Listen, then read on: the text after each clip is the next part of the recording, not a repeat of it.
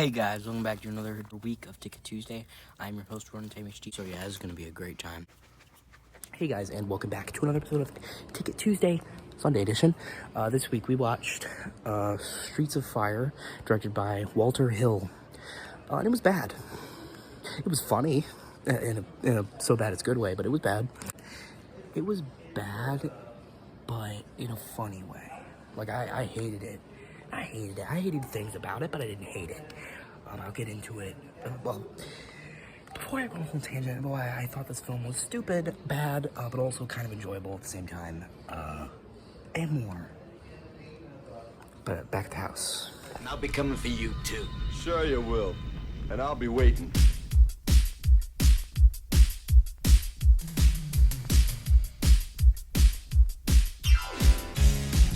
You are about to enter a world unlike any you've ever seen before, where rock and roll is king.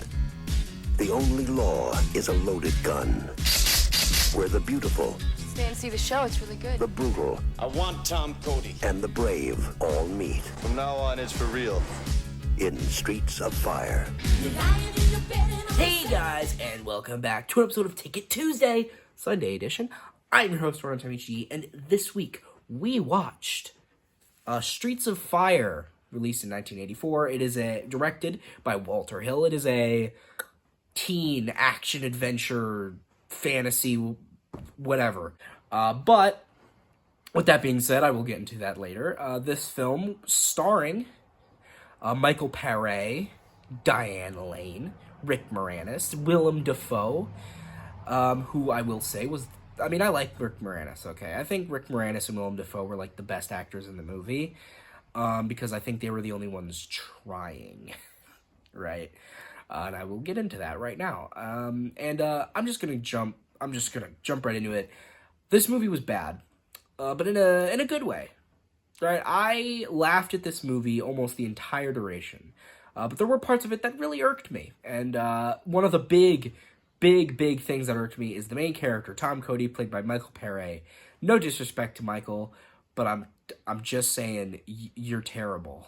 And maybe you got better, but in this movie you're just bad, man. And I'm saying this because I love you and I want you to get better. And I know this was like 40 years ago, but I believe in you. Okay, I believe you can do better. But I'm just gonna say it. You were awful in this movie. He sounded like Rocky Balboa on Adderall. He literally was just like, "Hey, how you doing? I'm gonna go do this thing, and I'm gonna go do that." Like, he had the same blank expression with the same monotone voice the entire duration of the movie. He was a dork. He looked like an idiot. Right? And I think it's so funny because I know the movie thought he was like the coolest thing ever. Like, I could tell, and I could definitely tell when I saw the director talking about the movie, like, Tom Cody was like this, like, coolest motherfucker on the planet, when, like, Rick Moranis was less of a dork in the movie, and he had glasses and a bow tie on the entire time. Okay? If you look like more of a dork than Rick Moranis, a guy who plays dork characters for a living, I think you're doing something wrong. That's all I'm saying. I'm just saying, like, he was so irritating because he didn't emote at all. He didn't react to anything. And I get that this was the 80s and they thought cool that, like, they just ignored everything. Like, in the 80s, cool was you were apathetic towards everything, right? But obviously the idea of what makes somebody cool has changed, right, in 40 years, obviously. But I don't care. It's still stupid, right? It's like the only time he emoted, I'm pretty sure, was on accident.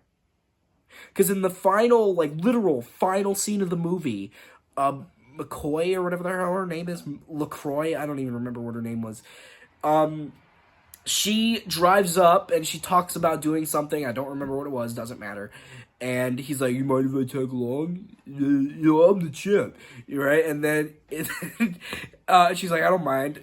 And he puts the thing, and he smiles as he puts his bags in the back seat. And I genuinely think that was an accident, because in the next shot that's, like, supposed to be in the same action, he's not smiling anymore. So I just have a feeling that it was an accident, right? I just have a feeling he wasn't supposed to smile, and he just did. I don't know. But I tell you, I hated him the entire movie because, like, again, he was just so boring. He was the worst character in the movie. He had no personality, right? Willem Dafoe was in the movie for probably a collective of maybe 15 to 20 minutes, right? And he stole the show every time because he's fucking Willem Dafoe, right?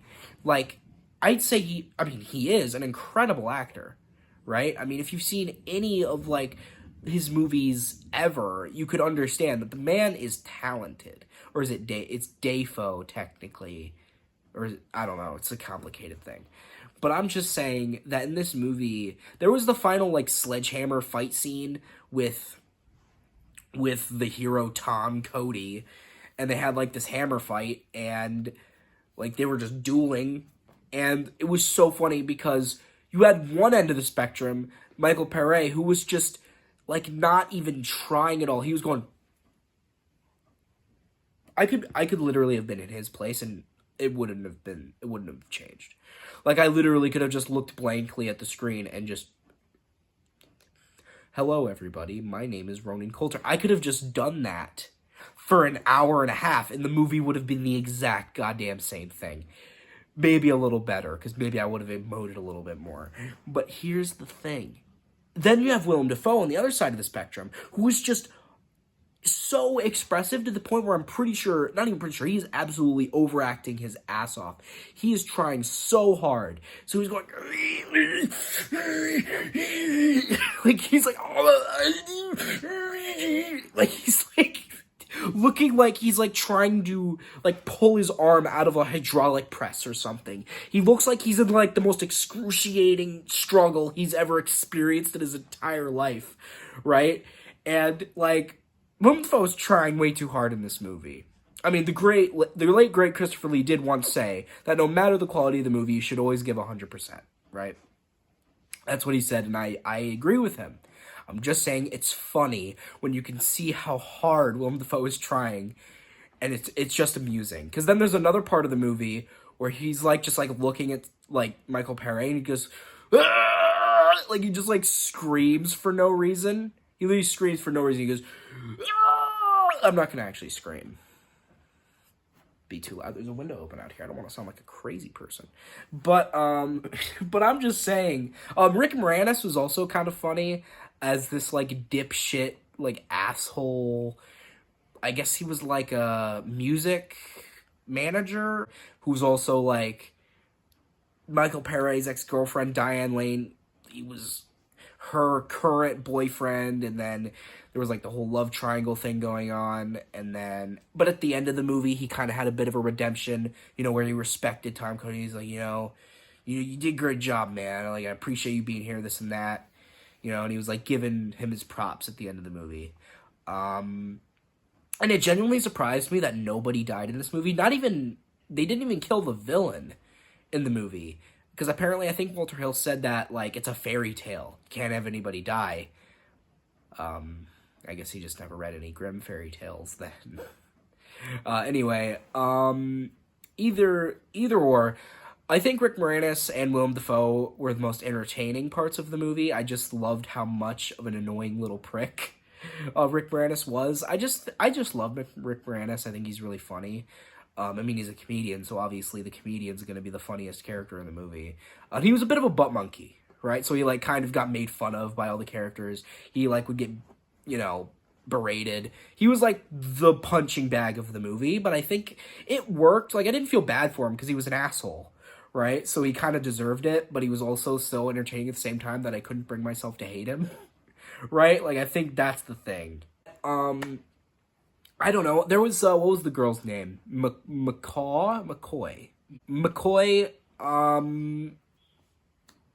She was there.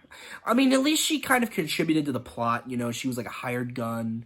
You know, she helped. There was a really funny scene with her and the Tom Cody. I almost forgot his name. They were like at a roadblock because they had just like shut up this bar, like this like strip club / bar diner thing where the like main bad guys were hanging out. It was like, I guess, like a gangster bar, I guess, you know, kind of like just any kind of stereotypical gangster hideout, I guess. And then they, like, shot it up and killed a bunch of bad guys, and, you know, I mean, they probably killed them. I mean, I thought, they said nobody dies in the movie, but I'm pretty sure a couple people died in that scene, but whatever. But then they run out, right? They run out, and, oh yeah, then they drive off, they get into a bus, they steal, like, this band's bus, right, by threatening them. Great hero thing to do, threatening a bunch of innocent people to steal their vehicle, committing Grand Theft Auto, and then forcing these people to tag along. Really good guy thing to do, right?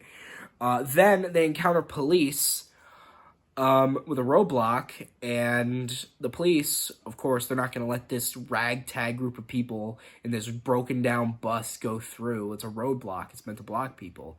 So then they try to, like, negotiate, and then Rick Moranis tries to bribe them, and then neither of it works. And they're like, get out of here, we're going to arrest you, pretty much.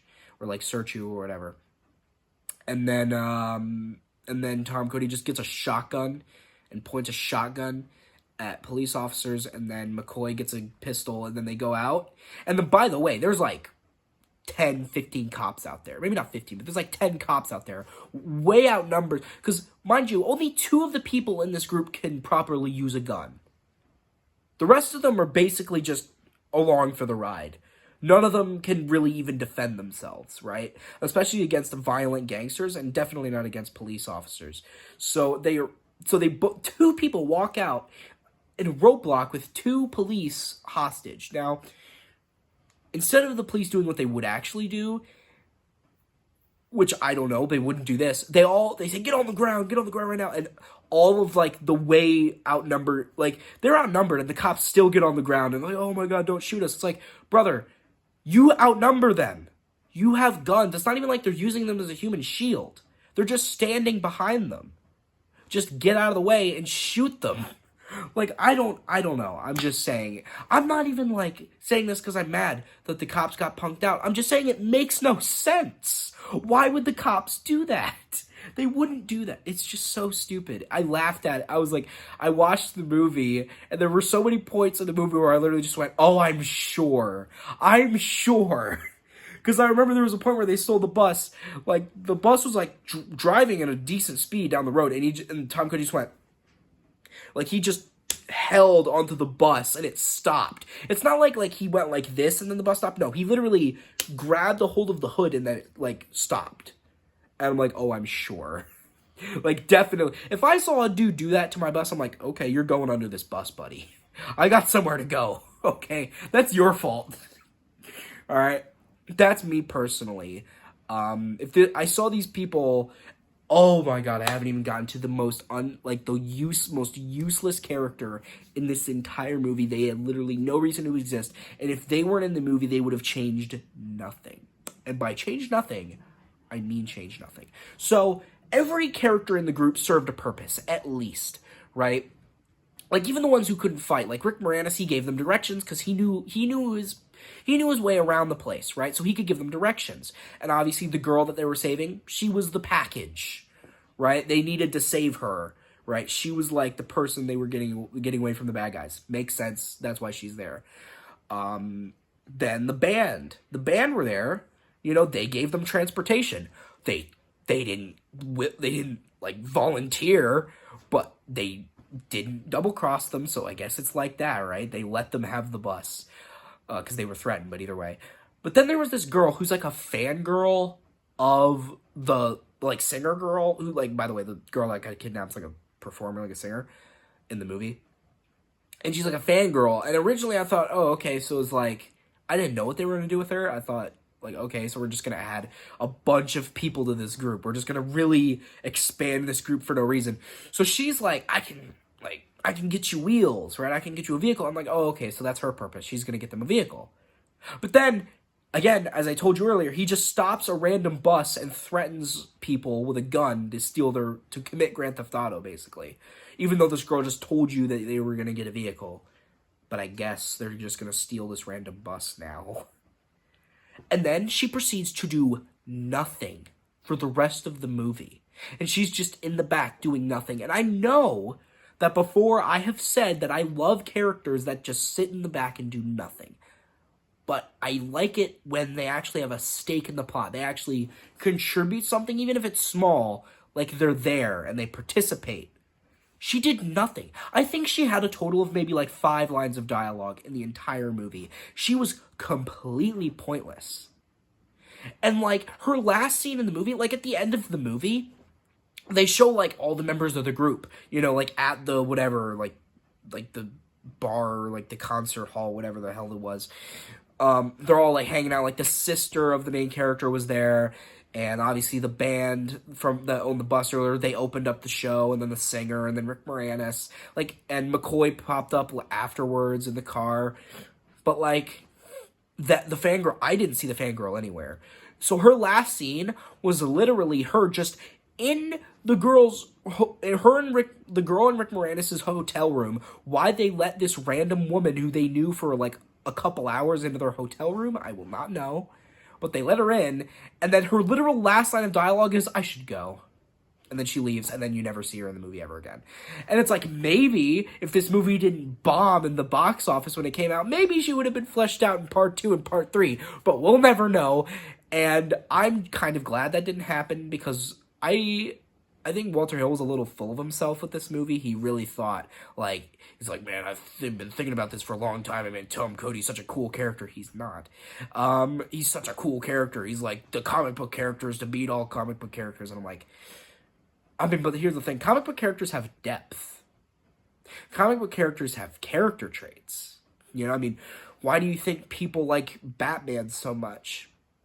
Not just because he's a cool dude in a suit that beats people up. I mean, yeah, that's a quality that you like of him, but also his depth, right? He looks like this really mean, you know, rough and tumble, like, grumpy guy, and he is, but he also has a softer side to where he literally cannot take human life. He is so, like, caring. He's so caring. I'm just saying. I'm sorry I'm going on a tangent. I'm just saying that he couldn't find any good comic book characters, so he had to make a good one when it's a shit character. It's literally the worst character in the whole movie. But whatever. Sure. No, there's no good comic book characters in the eyes of the Messiah, Walter Hill. There's no good comic book characters, right? Or not good enough for his his just super high standards. But yeah, I'm going on a bit of a tangent here. I did have fun with it, though. As I said, the movie was not boring, and I can say that it was fun to laugh at, right? There was definitely enjoyment. As I said, Willem Dafoe, whenever he was on screen, he would always steal the show because he's Willem Dafoe. It was fun to make fun of Michael Pere's performance whenever he was on screen. I just always laughed at how bland and how much of a cardboard cutout he was. It was just so fun to watch how bad of a performance it was. Like, it wasn't a excruciating performance. It was just a fun performance to make fun of. Oh god, the editing. Oh my god, I'm not even going to get into that. The editing was also terrible, but also kind of funny at the same time, because there's literally a scene where it felt like a shitty MTV music video. And I know that because that's how they described it. They didn't have the shitty part, but it felt like a shitty MTV music video, where there was literally a part where they sung music, and god, the musical segments were actual torture. Not even joking. They were like the worst part of the movie. I hated every single musical segment in the movie. But there was a musical segment on a TV, and like every 5 seconds there would be like a cut to black, like a sudden cut to black too. Like it looked like it was an editing error. It was that sudden, right? And it looked terrible. And it was like, I was like, please stop it. And it looked like it was going to stop. And then it just did it again, but slower. And I'm like, god fucking damn it. I don't know. There was just so many things I did not like about the movie. But then again, most of the things I didn't like could wrap back around to irony. You know, I think genuinely that it was a really fun movie if you look at it from a so bad it's good perspective. Because I really think that it's a movie that you could just, like, sit down with a couple of friends and laugh at. You know, because it's so of the time. It's so dated. And it's just so 80s in all the wrong ways. You know, and I know I'm okay with the 80s, but this movie felt like the kind of 80s movies that I wouldn't like. But it did have redeeming qualities, and that was it was fun at least, right? And this is definitely not one of the worst movies I've ever seen, just to make that clear. Somebody that I was with gave it a -1 out of 10, and they said it was the worst movie they'd ever seen. I've seen worse, and I'm just happy for them that they have not seen the things that I've seen. Some of these movies haunt my dreams. But, with that being said, I did enjoy this movie overall, despite how dated and despite how poorly made, maybe not poorly made, but how poor a lot of it is. I did really enjoy it by the fact that I could just have fun, right? And watching movies is about having fun at the end of the day, right? That's at the end of the day, that's what it's about. So would I recommend it? It depends. Like I told you, my friend that I described earlier, I hated the movie, but that's mainly from, if you can't enjoy so bad it's good movies, if you only want to watch like good movies, like actually good movies, if you can't derive ironic enjoyment from like maybe not media but like movies, maybe if you're not an avid movie watcher, if you're not a trash cinema enjoyer, then probably not gonna have a good time with this movie. But I mean, hell, maybe you will. Maybe you'll think this is a masterpiece. Maybe you'll think it's like a 10 out of 10 greatest of all time. I ain't gonna judge you, right? I'm not gonna judge you. You can stay back there, and you can sit back there, and you can stay there, and I will not judge you out loud. But I will say this: I would recommend it for ironic enjoyers, and even if you like old school like 80s action adventure movies. That is definitely not similar to Indiana Jones in any aspect. But, yes, with that being said, I would recommend it overall for those with the acquired taste. But, yeah. I think overall, I think I would rate this movie... Now, I think I want to give it 2 ratings. Now, I want to give it a real movie rating and an ironic enjoyment rating. So I think real movie rating, I think I'd give it like a 5.5, like a 5.5. It wasn't the worst movie I've ever seen, but like objectively speaking, in my opinion, I think it was a little not good. But ironically, I think it was fucking hilarious. I think it was really funny in that aspect. So I think ironic enjoyment scale only on an ironic metric, that rhymes. An 8 out of 10 on an ironic scale. But on a real movie scale, 5.5. Wait, 5.5 out of 10. Oh, I had to do that several times. Yeah, I think I said what I need to say. I think I said my piece. So guys, hope you like this video, share, friends, subscribe to the notifications, comment below if you liked it. But you guys know how it goes. I didn't really mean to say that. What I really meant to say, so if you guys hated this video, unsubscribe, definitely change your name in the comments. And I've been running HD off to set these streets on fire.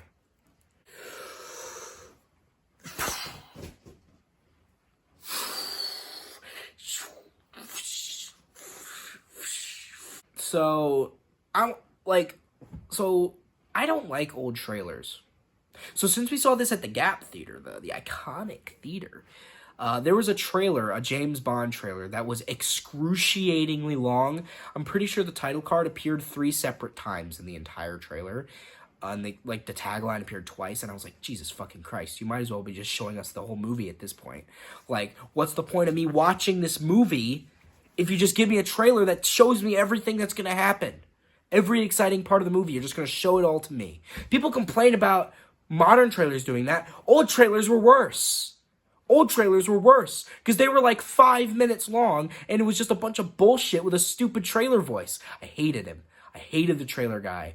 I'm not glad that he's dead, but I'm glad that he's not here anymore to do the stupid voice. I'm not glad that he's dead. I'm just glad he doesn't do it anymore. That sounds like I'm glad that he's dead, but I'm not. Whatever.